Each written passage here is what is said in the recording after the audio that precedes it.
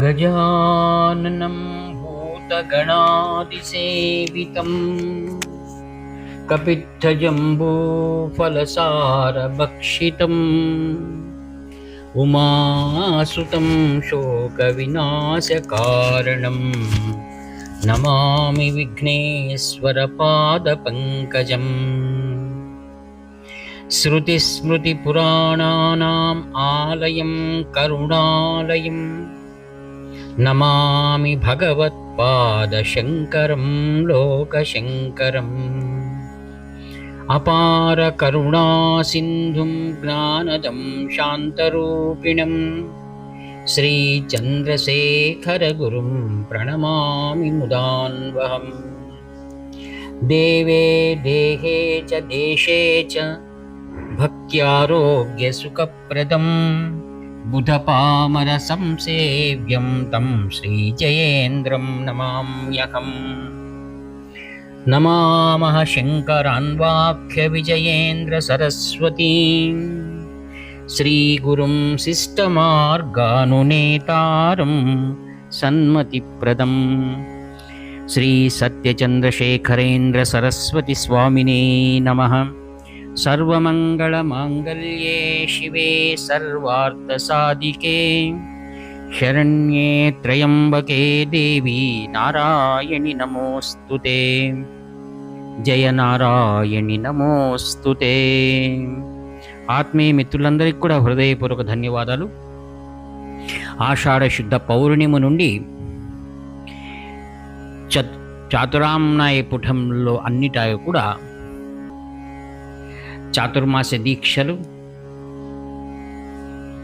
జరుగుతున్నాయి. సర్వజ్ఞ పీఠం, కాంచి కామకోటి పీఠం, మూలాంనాయ పీఠం, జగద్గురు పీఠం శ్రీ కాంచీ నగరం నందు అతి సమీపంలో ఉన్నటువంటి ఓరికై అనేటువంటి పవిత్రమైన ప్రదేశం మణిమంటపము అని పిలువబడుతుంది. ఆ ప్రదేశంలో శ్రీ శంకర విజయన్ సరస్వతి మహాస్వాముల వారు, తదంతేవాసి వర్యులు శ్రీ సత్య చంద్రశేఖరన్ సరస్వతి మహాస్వాముల వారు ఈ సంవత్సరం చాతుర్మాస దీక్షలు అక్కడ కొనసాగిస్తున్నారు.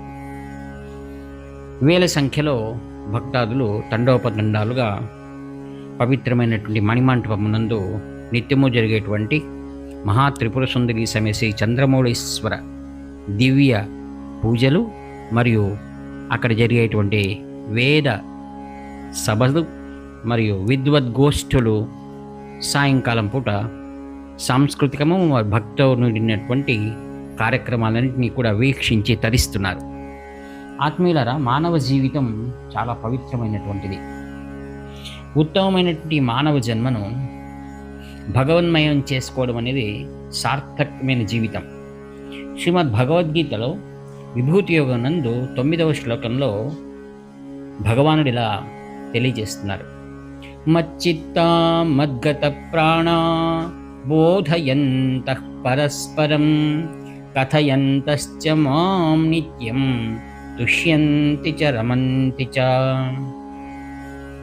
నాయందే మనస్సు గలవారు, నన్ను పొందిన ప్రాణములు అనగా ఇంద్రియములు కలవారు, మరియు నన్ను గూర్చి పరస్పరం బోధించుకొనుచు ముచ్చటించుకొనుచు ఎల్లప్పుడూ సంతృప్తిని ఆనందమును పొందుతూ ఉంటారు.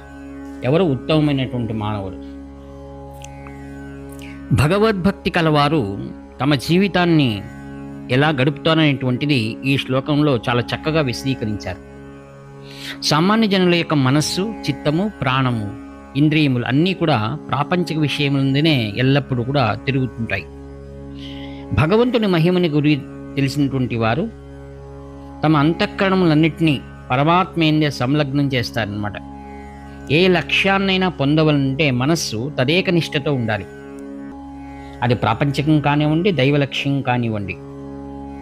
అజ్ఞానులు నశ్వరమైనటువంటి భౌతిక పదార్థములందు, జ్ఞానులు శాశ్వతమైన దైవ వస్తువునందు తమ దృష్టిని కేంద్రీకరిస్తారు. భక్తులు, జ్ఞానులు, పరమ భాగవతోత్తములు భగవాన్ని యందు అవేయత్వాన్ని, ఆ యొక్క మహిమను గుర్తెరిగిన వారే ఎల్లప్పుడూ కూడా ఆ భగవంతుని గూర్చి ఒకరికొకరు బోధించుకుంటూ సంతోషిస్తూ ఉంటారు. దీన్ని బ్రహ్మాభ్యాసం అంటారు. వారు ఏది మాట్లాడినా అది దైవ సంబంధమే ఉంటుంది. అన్యముకు దేన్ని గూర్చి కూడా వారు ప్రసంగించరు. దేన్ని గురించి మనకు మిక్కుటమైన ప్రీతి ఉండునో దాని గురించే వారు రోజంతా కూడా ప్రసంగిస్తూ ఆనందం పొందుతుంటారు.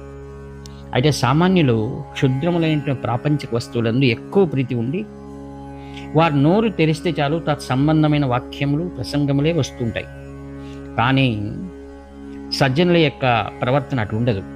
వారు త్రికరణములను దైవమునందే మనస్సును సంలగ్నం చేసి సమస్త ఇంద్రియములు కూడా, అనగా ఏది మాట్లాడినా తలంచినా దాని దైవ సంబంధమైనదిగానే తమ జీవితాన్ని గడుపుతుంటారన్నమాట.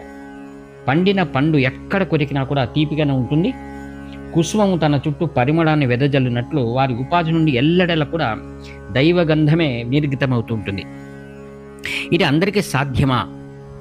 దీన్ని పొందాలంటే ఏం చేయాలి? భగవంతుని యొక్క అనుగ్రహం ఎప్పుడు మనకు ఉండాలి, గురుకరుణ కూడా ఉండాలి. శ్రీమద్ భగవద్గీతలోనే యోగభ్రష్టుడైన వాడు ముందు జీవితాన్ని ఎలా గడుపుతాడు అనే ప్రశ్నకు భగవానుడు ఏం సమాధానం ఇస్తాడు? శుచీనాం శ్రీమతాంగేహే యోగభ్రష్టోభిజాయతే.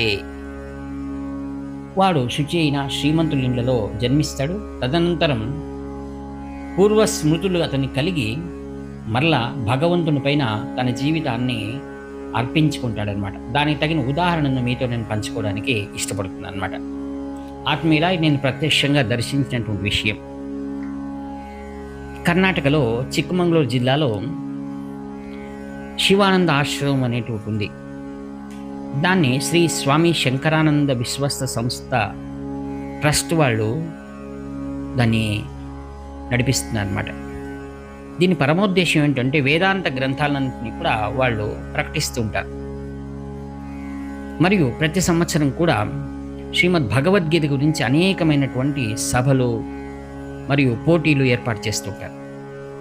దీంతో నాకు చాలా పూర్వం ఒక సంబంధం ఏర్పడింది. ఎందుకనగా మా హౌస్పేట దగ్గర ఉన్నది హంపి. ఈ యొక్క సంస్థ వాళ్ళు ప్రతి సంవత్సరం కూడా గీతా జయంతికి పూర్వం ఇక్కడ ఉన్నటువంటి హంపి ప్రదేశంలో వచ్చి 3 రోజులు అక్కడ ముక్కాన్ చేస్తారు. ప్రతిరోజు కూడా వాసుదేవ మంత్రాన్ని అందరూ కూడా జపిస్తారనమాట. దాని గురించి ఎందుకు మీరు అక్కడి నుంచి ఇక్కడికి వస్తున్నారు అని అడిగారు. అప్పుడు వాళ్ళు చెప్పారు, వాళ్ళ గురువులు వాళ్ళకి ఆదేశించారట. ఆ యొక్క పరమశ్రేష్టమైనటువంటిది హంపి కిష్కింద.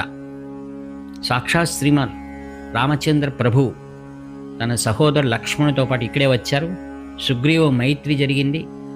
మరియు హనుమంతుడు జన్మించినటువంటి ప్రసిద్ధ స్థానం హంపి. విరూపాక్షుడు ఉన్నటువంటి ఉద్భవలింగం ఇక్కడ ఉందన్నమాట. ఇక్కడ మనం ఏ కొద్దిపాటి జపం చేసినా, అనుష్ఠానాలు చేసినా అధికమైన ఫలాన్ని ఇస్తుందని వాళ్ళు చెప్పారు. ఇప్పటికి కూడా వాళ్ళు అలానే చేస్తున్నారు. ఆత్మీయులారా, ఈ శ్రీవానంద ఆశ్రమానికి తగినటువంటి ఒక కథ చాలా చక్కగా మనం తెలుసుకోవాలన్నమాట. ఆత్మీయులారా, ఇక్కడ వీరేశానంద అనేటువంటి ఒక వ్యక్తి ఉండేటువంటి వాడు. ఎక్కడ? ఈ కర్ణాటకలో. ఆయన పూర్వంలో ఆర్మీలో పనిచేసేవాడు. సెలవుల పైన పల్లెటూరు గ్రామానికి, చిత్రదుర్గ దగ్గర ఉన్న పల్లెటూరు గ్రామానికి వచ్చాడు. తల్లిదండ్రులతో ఉన్న తర్వాత సెలవులు అయిన తర్వాత ఆయన తిరుగు ప్రయాణాన్ని కొనసాగించాడు. త్రోవలో వెళ్ళిన తర్వాత ఒక స్టేషన్లో 1 గంట సేపు రైలు ఆగింది. దానికి ఏదైనా సమయం గడుపుదామని ఆయన ప్లాట్ఫామ్ పైన వచ్చారు. వచ్చిన తర్వాత ఆయనకు అనేక పుస్తకాలు తరచి చూశాడు అనమాట. అందులో యోగి ఆత్మకథ అనేటువంటి ఒక పుస్తకాన్ని చూశారు. కన్నడలో అనువాదం చేశారండి. అది పరమహంస యోగానంద రచించినటువంటి చక్కటి యోగి ఆత్మకథ. ఇది ప్రపంచాద్యంతము కూడా చాలా ప్రసిద్ధి చెందింది. ఇది ఎప్పుడు పబ్లిష్ చేశారు? 1946లో. ఇది దాదాపుగా ఇప్పటికే 50 భాషలలో దీన్ని అనువాదం చేశారండి. నేను ఈ గ్రంథాన్ని చదివాను. ఇందులో క్రియాయోగ మార్గం గురించి మరియు గురువుల అన్వేషణ మరియు ఆయన జీవన విశేషాలన్నీ కూడా చాలా చక్కగా పొందుపరిచారు. ఇప్పుడు మీకు గూగుల్లో కూడా అది దొరుకుతుంది. తర్వాత ఆడియోలు కూడా దాన్ని ఈ మధ్యనే విడుదల చేశారు. అన్ని భాషల్లో దొరుకుతుందండి. చాలా చక్కటి పుస్తకం. ఈ యొక్క మిలిటరీకి వెళ్తున్నటువంటి వాడు ఈ పుస్తకాన్ని కొన్ని పేజీలు తరచి చూసిన తర్వాత ఈయనకి ఎందుకో ఆత్మ అవలోకనం కలిగింది. ఎందుకో మనం ఇది జీవితం చాలా మంచిది అనుకొని తర్వాత తన ప్రయాణాన్ని అక్కడికి ఆపు చేసుకున్నారు.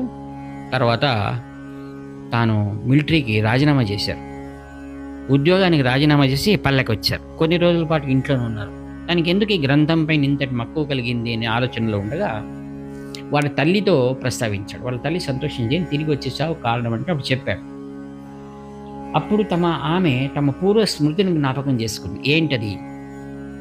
కర్ణాటకలో బనశంకరి అనేటువంటి ఒక ఊరుందండి.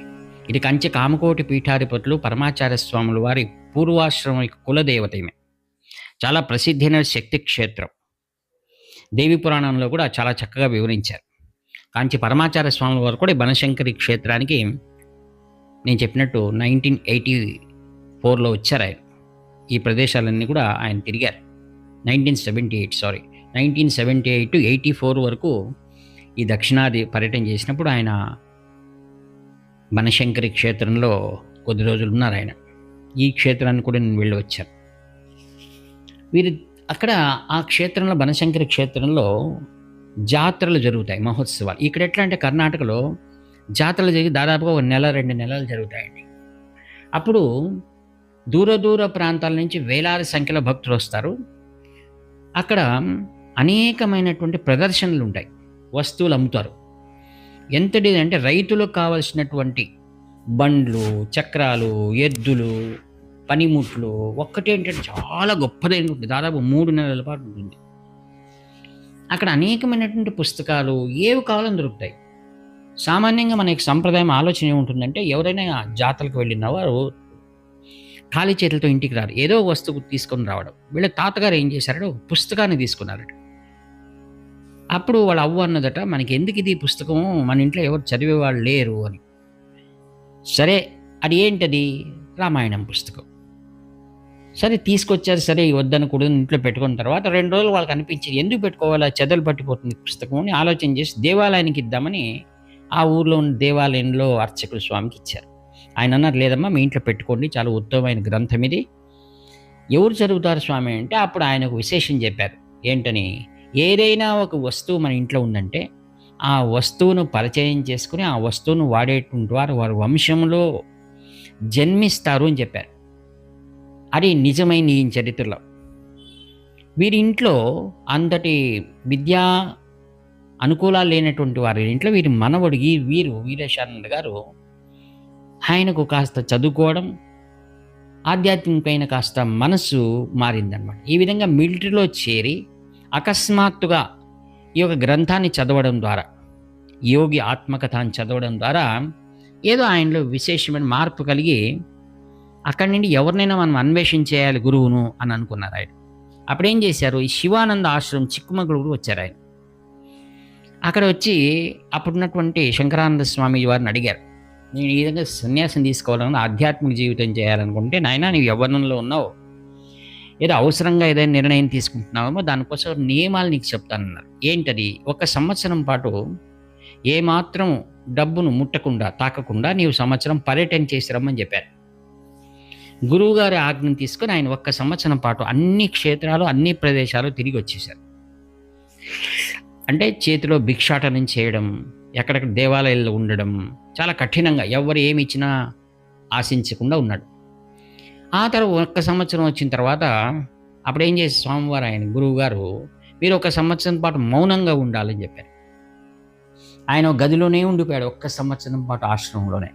అంటే ఒక సన్యాసి కావాలనంటే ఒక ఇంద్రియ నిగ్రహం ఎలా చేయాలి అనేటువంటిది బాగా లక్ష్యంగా మనకు తెలుస్తుంది.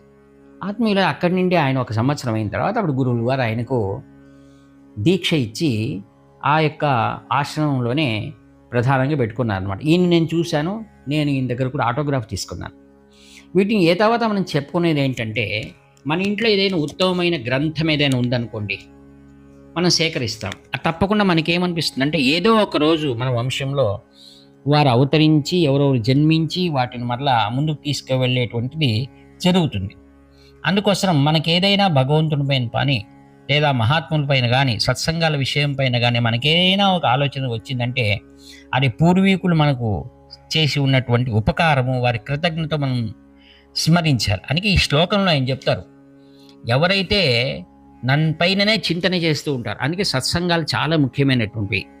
అందుకే భజగోవింద శ్లోకంలో ఆదిగురు శంకర భగవత్పాదులు ఉంటారు, సత్సంగత్వే నిస్సంగత్వం, నిస్సంగత్వే నిర్మోహత్వం, నిర్మోహత్వే నిశ్చలతత్వం, నిశ్చలతత్వే జీవన్ముక్తి అన్నారు.